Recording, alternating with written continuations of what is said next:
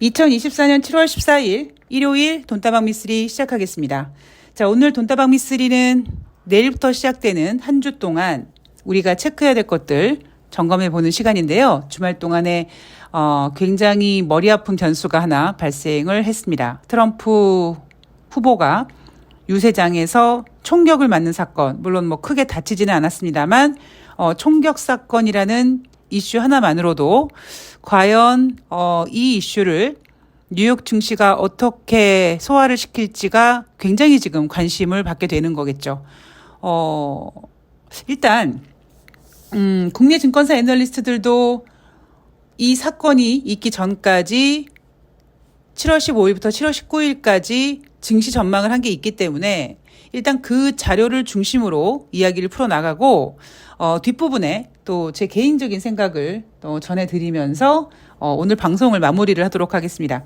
자, 7월 15일부터 7월 19일까지 국내 증시 먼저 점검해 볼 텐데요. 우선 지난주 7월 12일 금요일 코스피는 마이너스 34포인트 하락해서 2857포인트로 끝났습니다.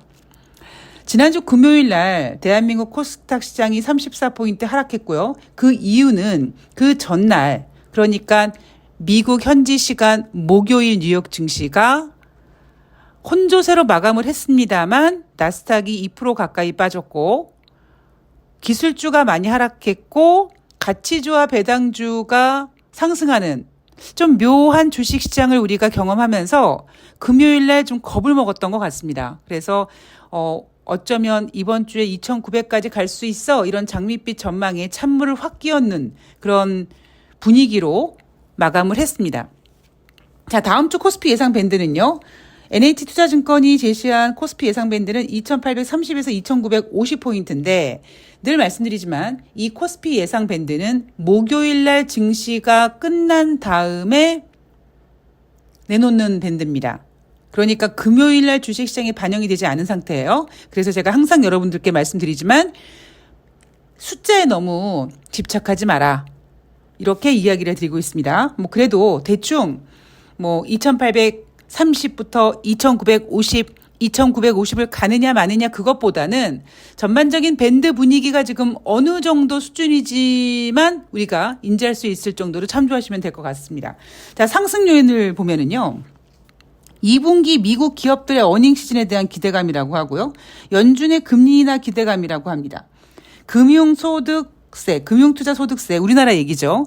금융투자소득세 도입을 재검토하겠다라는 이재명 당대표님의, 이제 전 당대표님이겠죠. 예, 이재명 전 당대표의 어떤 발언으로 이 부분이 주식시장에 호재로 작용될 것이다 라고 얘기하고 있고, 또 하나 윤석열 이슈, 기업 밸류업 관련된 주식 기대감이 주식시장을 상승시킬 것이다.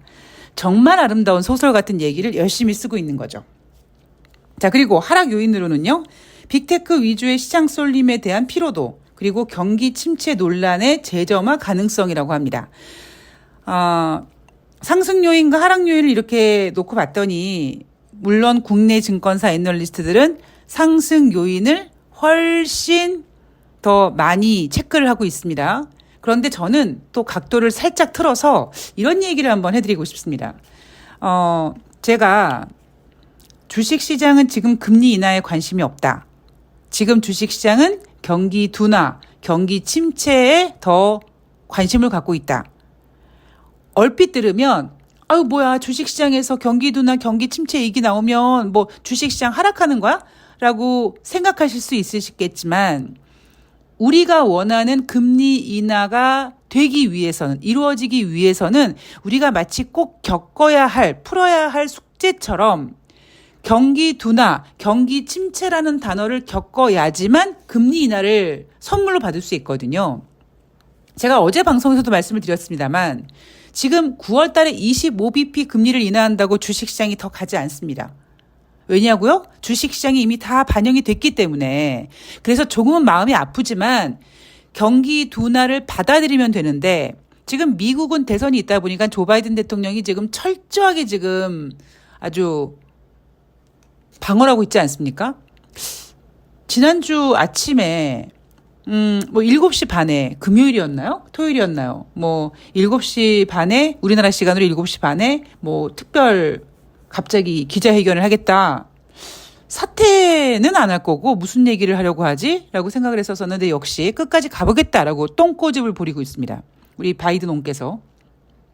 그런 상태에서 조 바이든 대통령은 지금 재집권을 위해서 모든 판을 지금 열심히 짜고 있어요. 물론 안 될 겁니다만.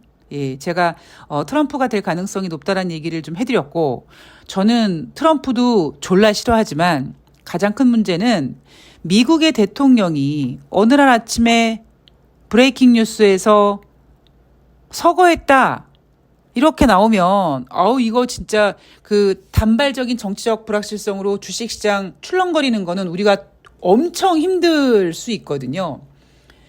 그럼에도 불구하고 조 바이든 대통령은 나 건강하니까 끝까지 가겠다라고 했습니다. 그래서 지금 미국이 경기 둔화입니다라는 거를 인정하지 않은 상태에서 그래도 주식시장을 띄우기 위해서 금리 인하 가능성 이야기를 계속하고 있는데 문제는 주식시장은 니네 금리 인하 하고 싶으면 경기 둔화를 인정하라고. 나는 지금 주식은 지금 경기 둔화를 가지고 놀고 있다고 이런 신호를 계속하고 있단 말이에요. 자, 그렇다면 국내 증권사들이 다가오는 한 주 동안 제시했던 하락 요인 중에서 경기 침체 논란 재점화 가능성은 오히려 하락 요인이 아니라 상승 요인이 되는 거죠. 자, 제가 항상 말씀드리죠. 발상의 전환이라는 게 필요합니다. 우리가 물에 반컵이 있으면 반밖에 남지 않았다, 반씩이나 남았다 이렇게 이야기하는 것처럼 발상의 전환으로 봤을 때 경기 침체 논란이 주식시장의 악재가 되는 게 아니라 경기 침체 논란이 오히려 주식시장에서 더 호재로 받아들일 수가 있는 거죠. 9월 달에 25bp 금리 인하는 이제 더 이상 시장의 재료가 될 수가 없습니다. 그러면 경기 둔화가 아니라 경기 침체 우려가 튀어나온다면 25bp가 아니라 50bp 가능성까지 제시된다면 또 뉴욕 증시는 그래 그럼 금리 인하 한번 가지고 다시 한번 놀아볼까? 라고 약간 마음을 돌릴 수는 있겠죠. 자, 어쨌든 증권사들이 제시한 상승 요인, 하락 요인. 글쎄요, 저는 어쨌든 이번에 제시한 상승 요인, 하락 요인은 별로 의미가 없고 트럼프의 유세장 총격 사건이 과연 어떻게 반영될 것이냐가 가장 큰 이슈가 될 것 같습니다. 살짝 좀 걱정되는 부분이 뭐냐면 우리나라 주식시장 금요일 날 34포인트 하락 마감했잖아요. 그런데 토요일 날 아침에 우리가 확인해 본 뉴욕 증시는 또 상승 마감했단 말이에요. 그러면 우리는 한국 국내 투자자들, 국내 주식시장에서 놀고 있는 플레이어들은 그럼 7월 15일 월요일 날 주식시장은 반등하겠네라는 기대를 갖고 있었었는데 지금 갑자기 돌발 변수가 튀어나오다 보니까 아마 7월 15일 대한민국 주식시장도 아주 깔끔한 반등을 하기는 좀 어려운 분위기가 약간 좀 아쉬운 부분인 것 같습니다. 자, 어쨌든 국내 증시는 일단 눈치를 볼 거고요. 가장 중요한 거는 월요일 날 뉴욕 증시가 과연 어떻게 이 변수를 소화시키느냐에 따라서 이제 사이즈가 좀 나오겠죠. 자, 전문가들의 의견은요. 대신증권 같은 경우에는 코스피 2,900선 중반까지 상승 여력이 남아있다라고 얘기하고 있고 단지 전제 조건을 달았습니다. 코스피가 개선되는 과정에서 기술적 조정은 감안해야 된다. 경기 둔화, 경기 침체를 인정하고 금리 인하를 받아들이면 된다라고 얘기할 거를 갖다가 그렇게 얘기하면 안 될 것 같으니까 기술적 조정을 감안해야 된다라고 얘기합니다. 자, NH투자증권은요. 물가 지수가 안정세가 확인된 이후에는 경기 침체 논란이 불거질 가능성이 있다라고 경기 침체 가능성을 굉장히 부정적으로 보고 있는 거죠. 자, 뉴욕 증시로 넘어가 보도록 하겠습니다.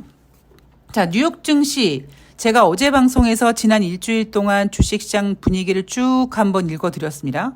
자, 7월 15일 월요일 7월달 엠파이어 스테이트 제조업 지표가 발표가 됩니다. 그리고 제롬 파월 연준 의장의 대담이 있는데 지난주 제롬 파월 연준 의장은 은행위원회에 참석해서 하원에서 얘기할 때와 상원에서 얘기할 때 살짝 말을 바꿔가면서 우리의 마음을 쫄깃쫄깃하게 했는데 아마 제롬 파월 연준 의장은 7월 15일 대담에서는 금리 인하 가능성에 대해서 조금 더 부각시킬 가능성이 있습니다. 특히 지금 이 트럼프 총격 사건이라는 돌발 변수가 튀어나오는 바람에 주식시장이 혹시 또 변동성이 커질 수 있다라는 생각을 할 거고요.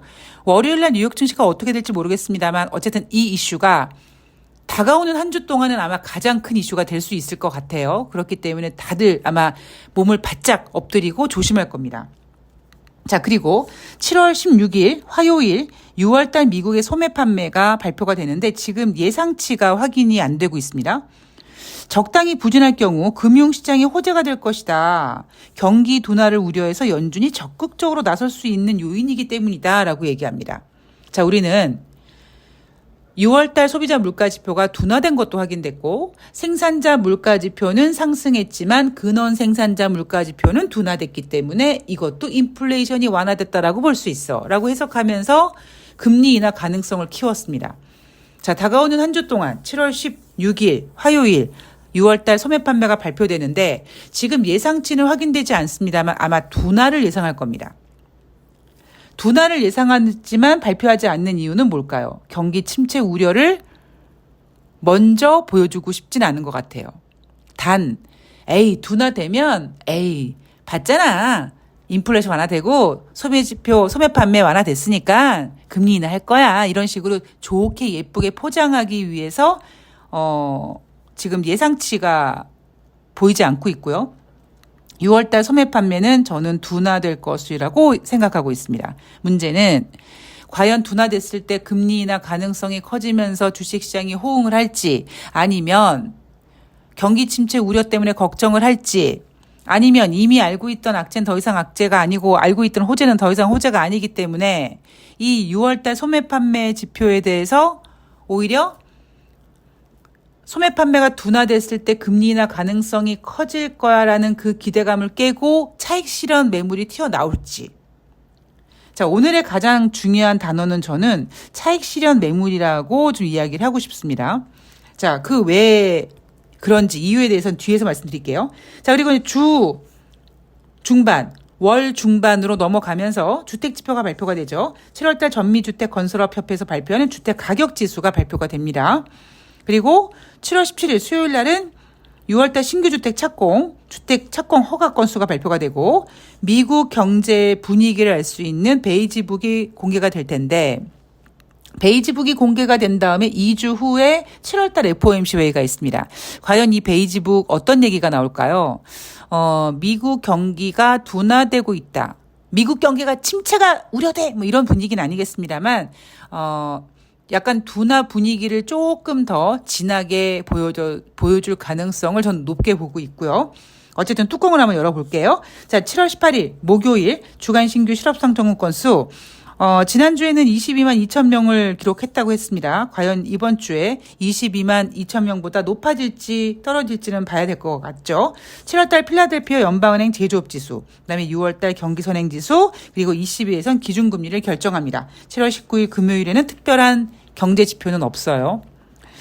자, 증시 이슈 포인트 좀 몇 가지 체크해 보면 가장 중요한 이슈 포인트는 역시 트럼프 유세장 총격 사건이죠.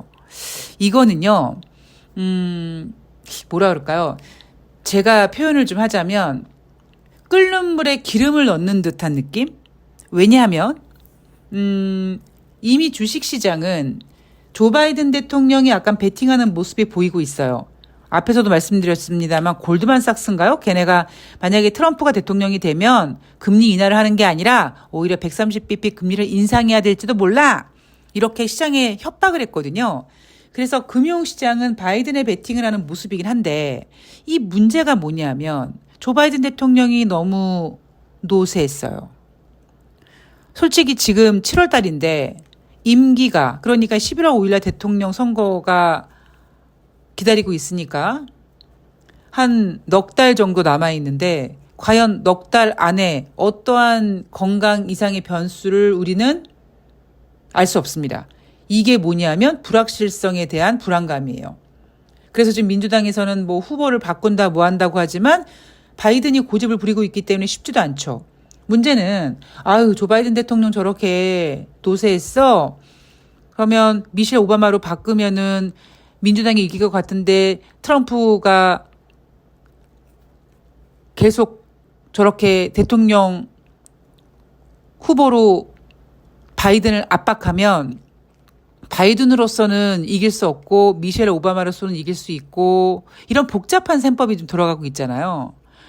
그러니까 지금 현재 트럼프 총격 사건이 있지 않았을 때까지만 해도 미국 대통령 선거의 불확실성은 어떤 그 정치적 이벤트에 대한 불안감이 아니라 지금 미국 현직 대통령 그리고 재선을 노리는 대통령의 건강 이상설이란 말이에요. 우리가 캐치하기가 되게 어려운 거예요. 제가 항상 뭐 철두, 철미, 철상, 철학 이야기를 하지만 이게 어떻게 주식시장에 반영이 될지 알 수가 없는 겁니다.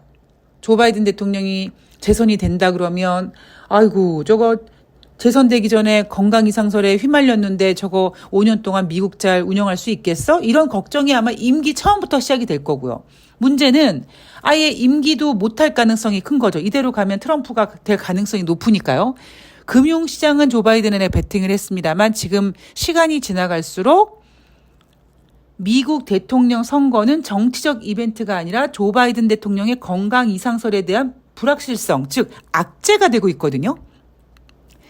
이 악재에 이번 주말에 트럼프 유세장 총격 사건에 기름을 부음으로써 이 정치적 이벤트가 대통령 선거라는 정치적 이벤트가 굉장히 주식시장을 뒤흔들 수 있습니다.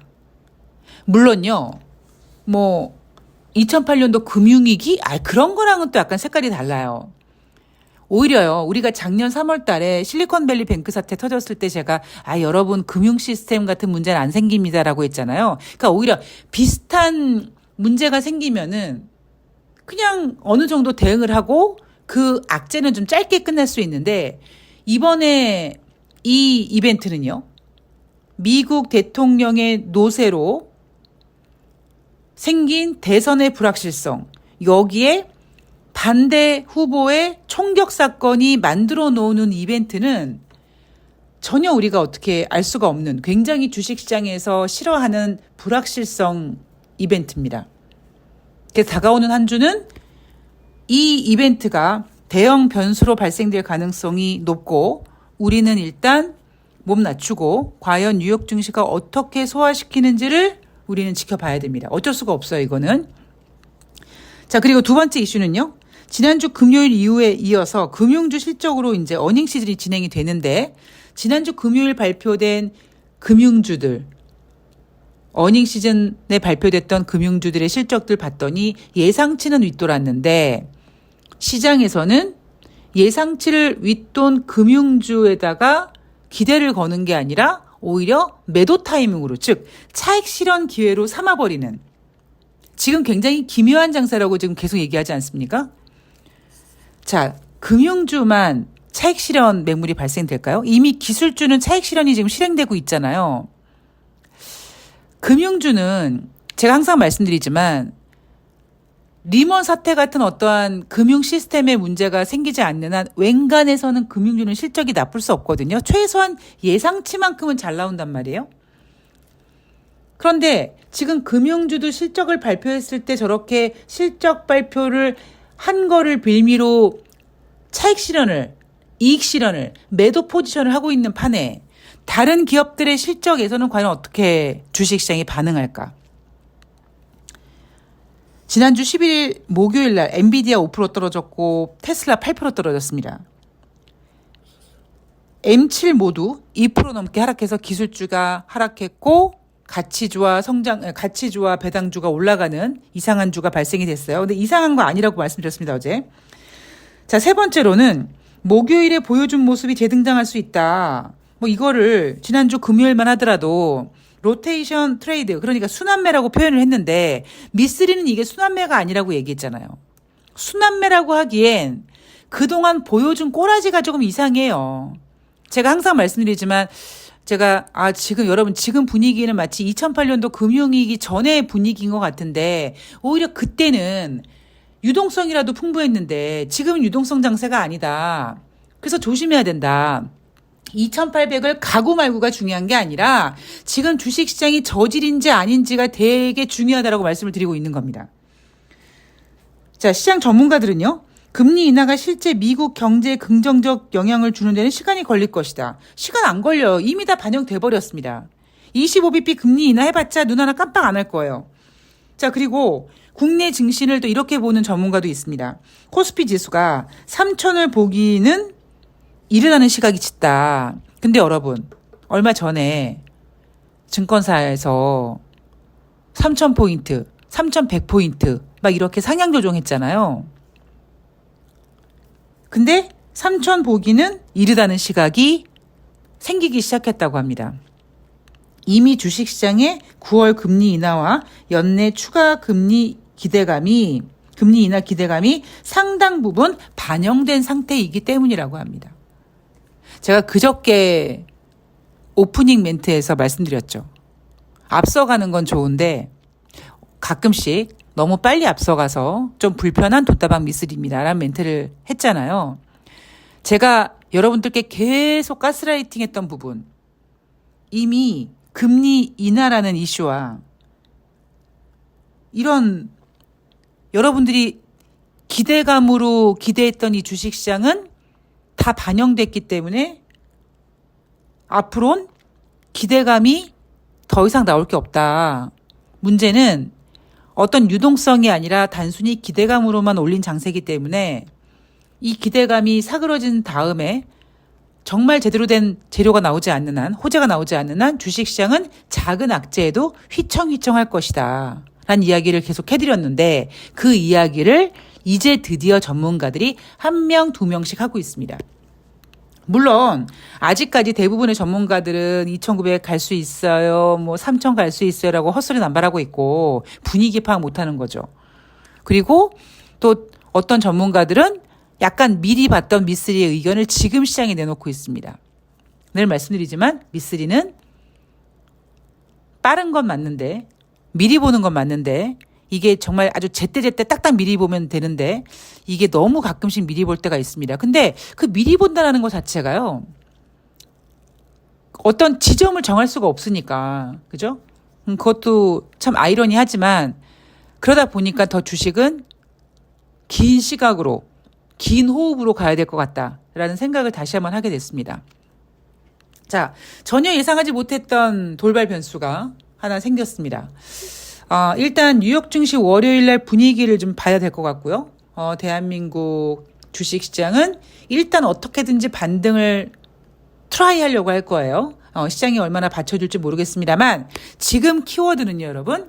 차익 실현입니다. 예쁘게 말해서.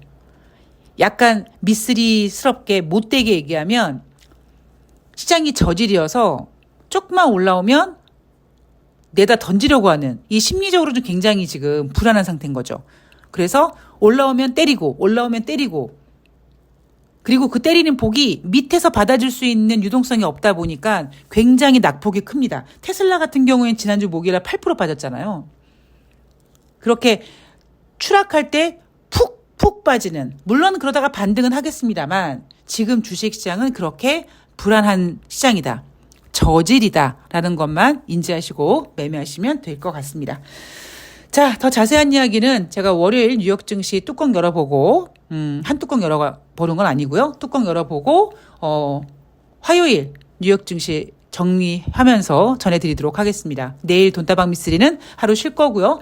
내일 대한민국 주식시장 종목 장세가 굉장히 좀 예상되기 때문에 종목에 좀 집중하는 그런 하루 보내고 저는 화요일 날 뉴욕 증시 정리해서 찾아뵙도록 하겠습니다. 더위에 건강 유의하시고요. 고맙습니다.